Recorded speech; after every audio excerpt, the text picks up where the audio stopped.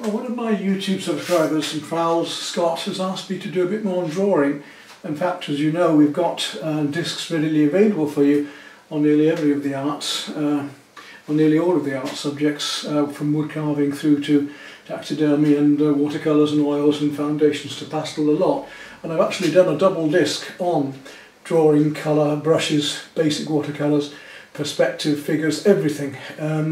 Double disc, nearly 5 hours long, 2 discs. 20 quid, what do you get for that for 5 hours long? Plenty of stuff, masses and masses of illustrations and demonstrations. But that's available from my Art Angling Break site. Go to artanglingbreaks.com, you'll find all of my DVDs, past DVDs on there. It's only the sort of more recent films that I put onto here now. So if you wanted those 2 discs, you order from the site via PayPal. But to help Scott, I said I'd just discuss yet again the basics of drawing of a large composition onto here. And the one I'm going to be doing is this rather beautiful large one here of a cafe. There's not much going on in this one. There's a lot of tables and chairs and a lot of objects to have to draw. And I rather like the beautiful abstract colours within this. So we're going to play with this one with sponge rollers again and then work it up with the brushes.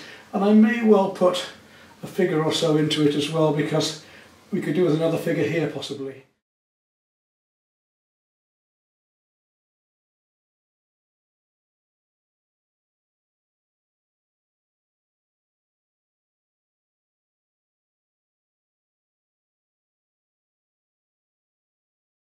So I'm going to show you how we're going to do that on the computer as well, actually in the film, because I do use computers to move my drawings around, my compositions around, and to enhance them to get the colours right. So let's have a look at how I've done that now, and how I can move figures around and add to my compositions more quickly, in fact, than I can with a pencil, and get it right for a finished picture to work from. And then I'm going to show you how we're going to work this up. Now you see actually that already that the photograph is a different shape to the canvas. The canvas is squarer and the photograph is more oblong.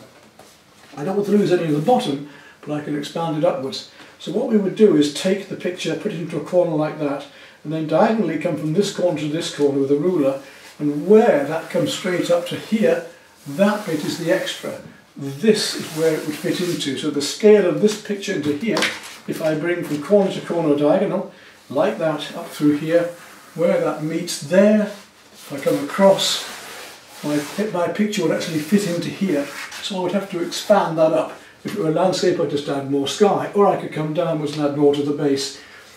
Either that or I've got to start stretching things. What I'm probably going to do is expand and stretch slightly and distort this slightly to fit into here. So I'll do my basic drawings up to here, then I'll expand into the ceiling. So that's how to scale. If your photograph is not the same proportions as your canvas, then you need to find a way of converting this.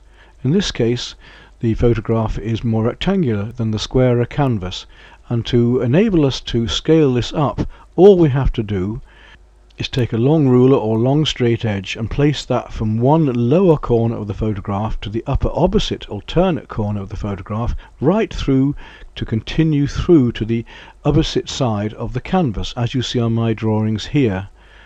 If you had the photograph at the bottom, you'll have more space at the top for sky. If you had the photograph at the top and came downward, you'd have more space at the bottom for lake or river or whatever down there. In this case, we have to make more of the sky or the top area of the ceiling by stretching the composition upwards, as you see I've done here. And here's my final composition ready to paint.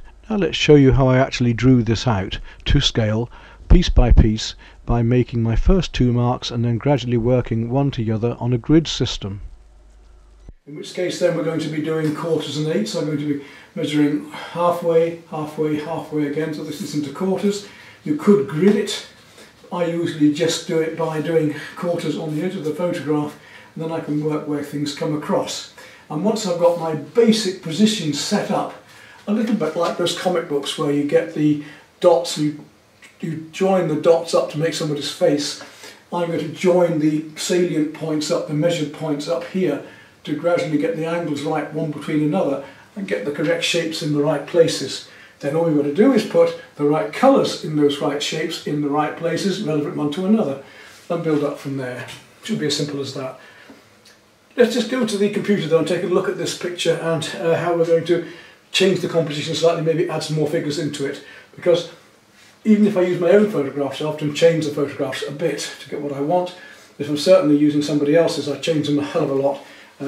I'll take out of them what I want. I won't just copy the photograph, or hardly ever will just copy a photograph. Even in my own painting styles, I change them further anyway, so because we're not copying a photograph, we're using the photograph as a basis to give the painting its mood, its atmosphere, its light, its colours, its abstract shapes, its planes, its dimensions. All of those things are happening from the photograph. We're taking them from and adding our own emotions to it, to put those out in the painting. You'll see in the first composition I've got no figure here, but it's rather blank. It's a big canvas, so I've taken a figure from another photograph, which I'll show you here. Taking that girl and now placed her into this one here, which for the big canvas I think is going to give us more of a story as well. She's sitting here alone, I'm not sure she's quite looking at us, and there's more going on behind the story. I like this whole series has always been about secrets, about not only the images and the picture and the planes and the colours and the surfaces and the composition, it's also very much about the ambience, the mood, what's happening in it. Is somebody talking to somebody, somebody having a secret assignation, somebody meeting somebody, what's going on in their lives. So it gives another dimension to the painting in the image itself. The first thing I'm going to do is mark up my picture into the quarters, and I need to mark this up into quarters. And I can do that roughly enough by just doing this. Don't have to be exact by measuring it up. I know it has to be just about there. And I know also I'm going to have to measure it this way as well. So as I was saying, if I just take this composition now and come from there through here, if I was using a ruler, I would come up here, and that is the additional piece I've got on my canvas. I'm going to have to expand my ceiling up into there. So if I then go halfway between here and here, it's about there, here, here, I know that this picture's got to fit in within this panel here. So there's my halfway there, quarter, quarter, my quarters here. And I've got to now work this drawing into there, but I've got to expand this part up into here. So I'm going to stretch it and expand it a bit. Won't be hard to distort this. But I do know that in proportion this figure won't be coming much more. She should only be here, just about 1/3. Let's see, that's the quarters. If I subdivide this now into thirds or quarters as well, she is about 1/4 up here. So the top of her head here is going to come that far, and the very centre of it, let's see, the side of her face comes in line with here, so that's that. So she's going to be something on this sort of scale, and that comes on that line there, and that comes up to 1/3 here, 1/3 down here. Yeah, so she's something on that sort of scale there. So we've already got that shape of the head, where she comes in height, where she comes at the front of the face, and the actual width and angle of the hair there, coming down and round, and how that shoulder comes out here. And you can see how we start to get our proportions straight away. So work the whole of this up in that way now. I need to sharpen my pencil up first, and I'll show you how that's going to work. I'm using this grid system almost. To be careful, because I'm at an angle here that I don't want to get in front of the picture to you. I've got to be careful I don't make this become stretched out, because I'm working in perspective, if you see what I mean.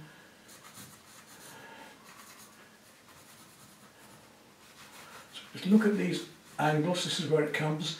We know that that hair comes down there, round into here. A lump of hair, then her face comes round, and that's the scale of her face there. So already I've got a face that's in about the right proportions, I hope, to the whole thing. Her elbow here, right, 1/3 of the way, her elbow, there's a corner of her elbow coming across to here, so 1, 2, 3, 1, 2, 3 here, enlarging it up.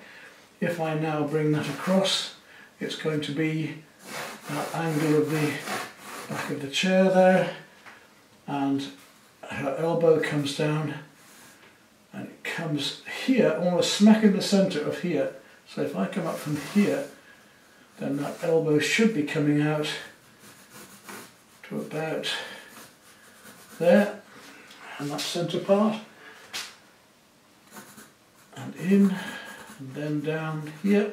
Now the chair is about a quarter of the way up, so if I subdivide that again into quarters, that chair is about here, and it comes,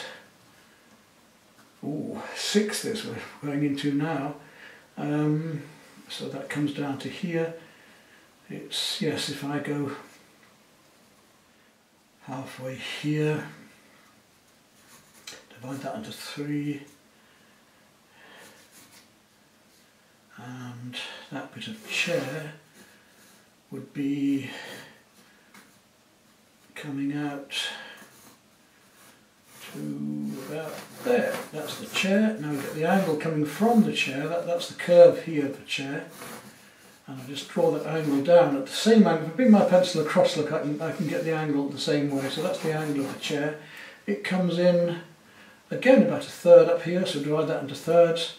This chair comes through, and down here it's almost smack on the halfway, so up here, smack on the halfway. From the point of that,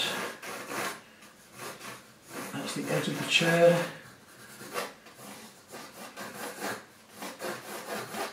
Can already get that bit. This bit of chair comes down to there. This one is coming just inside here, so that's that bit of dark there, then that chair comes through to there, comes down there. That much space there, so we know it's got to come out to here, and it finishes about a third up here, so yes, it finishes about here. It comes backwards and forwards slightly there. So there's the edge of that chair. You can see how I'm building up one shape to another. So that chair down here, there we go, that's that. Where does it come here? That line there comes there. This line comes just below here. And if that comes there, then this comes round to here. And there's the angle. I'll draw that angle lightly. I can work on other parts as well. I don't want to keep working on the same piece the whole time. Let's come up to here. And we've got to stretch this up. Now it was going to come about just above halfway, so just about, that's the top of the canvas, or should have been, according to this photograph, but I'm going to be higher with this one. So if that was coming just over halfway, now I want to be up here somewhere, so I'm going to have to bring that from there and here. I'm going to have to stretch this right up,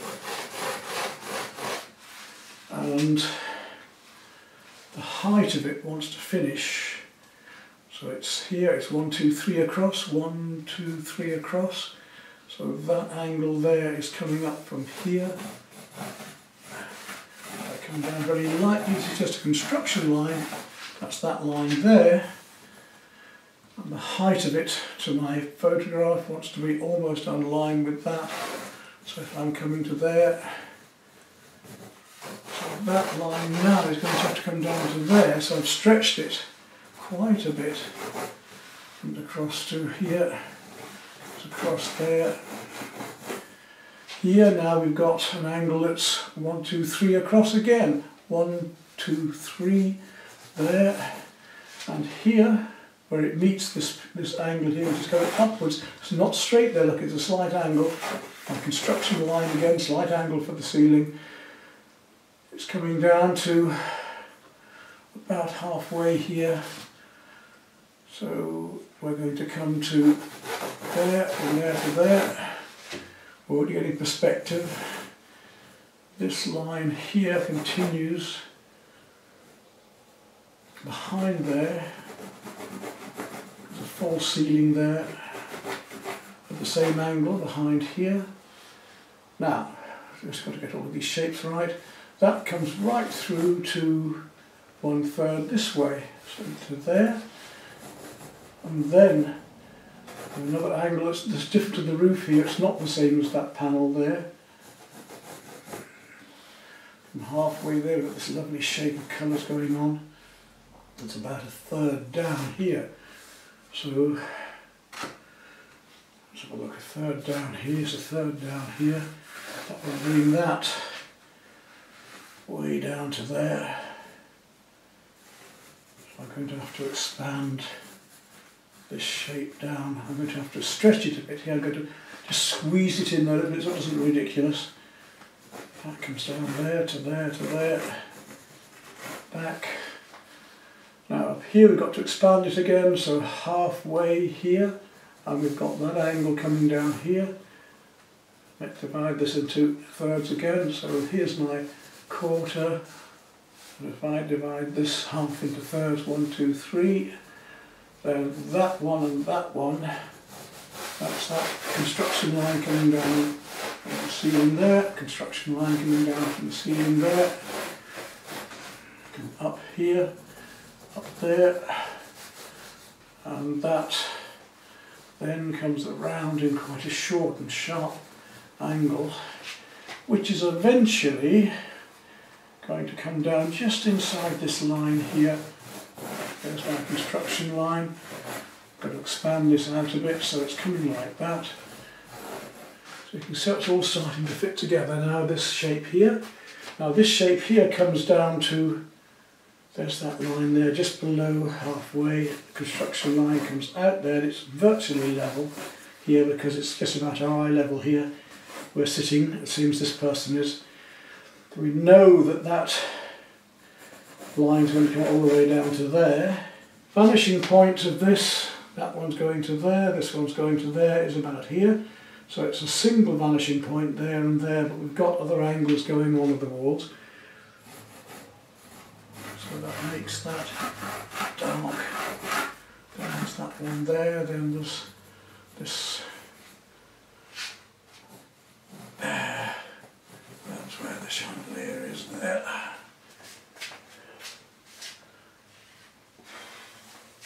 If we're right on according to her.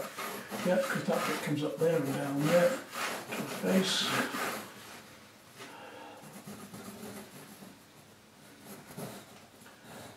And where does it come here? The end of the chandelier finishes just beyond halfway, so it's here.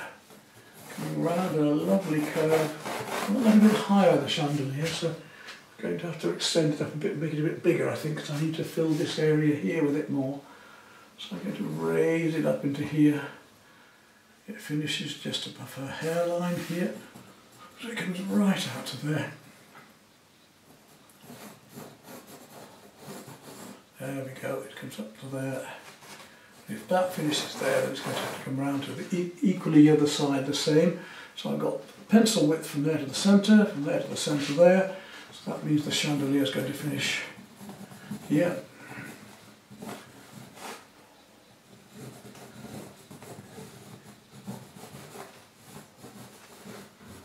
And up here, the centre of it, the curly bit's coming off it up into here. There we go, nice and big, and then that finishes there. So that's where that lovely chandelier is going to come, just there and around to here. We get these shapes. I like to draw the shapes that I've got, all these different colours. I draw them in as I'm going because they're actually going to be painted shapes, and they also help me to know where I am in this painting as well. There we go. Important because they are, a figurative painting is made up from abstract shapes. So if I take you through this composition as the whole way, not just that doorway coming down there, that's that line there, and then we've got the curtain coming here, and the reflections, we've got two wall lights just below the line of this here. So if I come across here, we've got two wall lights here. You can see now the angle of that to her head are just about right, maybe a fraction larger there. A little bit lower down there, that's about there. So slightly lower down than her arm. If that's that, then that's that. And that table's coming from the edge of that chair there this angle up. And it's finishing, we're going to get this chair right now, just inside this line here, so the chair is coming here somewhere, and it finishes across here, about a third across here, so 1, 2, 3, a third down is here, just on the edge of that sprite, because it's just on the edge of that line there. So that's where the chair comes there. I've got to get the height of that right. We said it was just above halfway here, so we should be about right there to that table. If that table is right, then the vase will come here into the table. Oh no, it's a menu and then the vase behind it. We've got to figure that out now. Height of the flowers is just in line with their eyes. Coming down through there. Finishing about here. Her hair comes down there into there. She's got a nice light coat on here. Get this angle right. And down there, table finishes coming out here.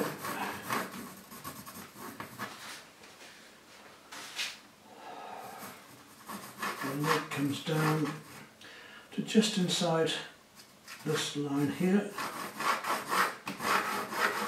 Bring that down to there, and then this chair, I'm going to get the angle of that right now, comes into where the leg is here, and that continues down there. And we've got another leg here, which comes off the page. That one finishes there, that one finishes just here, and then it's reflected. Something I should have mentioned earlier is the importance of the first two marks on the drawing, because the first two marks denote the whole of the rest of it. If I put that point of the chandelier there and I put this head here, then everything must fit to that. This is why I've drawn the quarters out to fit everything in where they should go in between, even though I've had to stretch it here. Because once I've got these points, I'm able to work one to another, and if one is out, it will throw the others out. Let's see where, for instance, these heads do come here. Well, we know that they're coming on the same level as this girl's up here, and if we take that up from there, that's where that's going to be coming. Her head's coming just on a line here.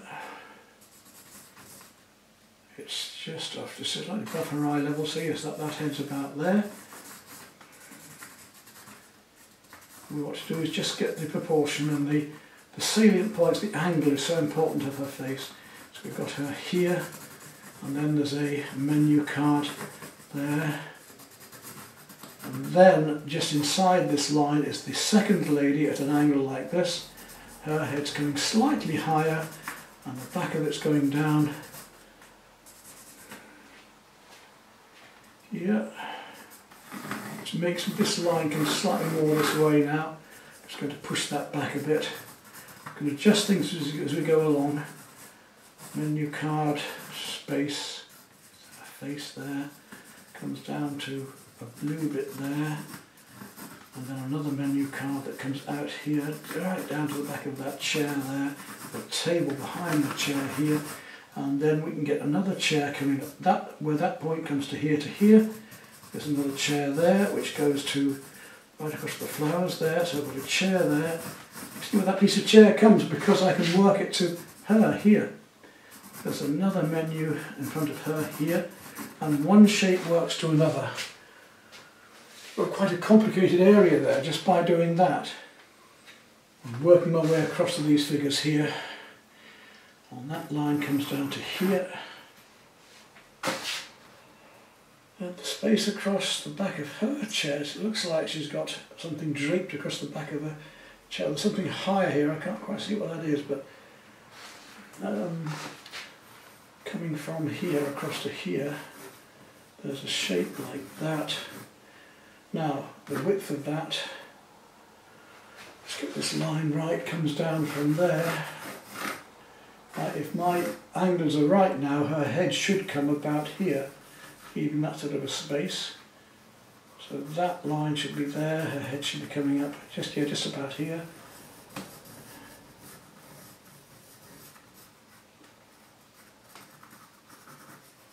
And then down, whatever this is.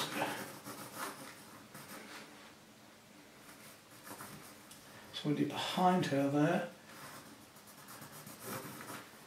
There's a light coloured coat on that person. This chair here is coming in level with that table here, that's that there. Just about halfway here, down, angle of chair down, find the top of the chair here, find the back of the chair there, line down the centre, and where that line comes this shape here. I think it looks like there's some people behind here as well, there's somebody in this corner. And I'm going to bring that line down a bit. Bring that line down to there. I'm going to adjust this and stretch it down just a wee bit. And bring that round there. And this line I'm now going to bring down to here. I'm just going to adjust that down. I've got my reasons, but I need to stretch this out a bit. Curl around and out down here, a little bit larger. And here as well. Dark shapes coming down there. And then we put a stool that comes out from there. Again, the width of that stool about a quarter, so a quarter there. There we are. That stool about half this table. So it should be something like that. It's part of an ellipse. And another stool comes in here, same sort of thing, that comes out in line with this one, so it's going to be there. Space is there. Look at the inside shapes as well as the outside shapes when you're drawing, just as important, and they give you a lovely angle of things. Here, that's where that chair comes out there. That's that chair there, that's that chair there. This one here comes up here. That one there.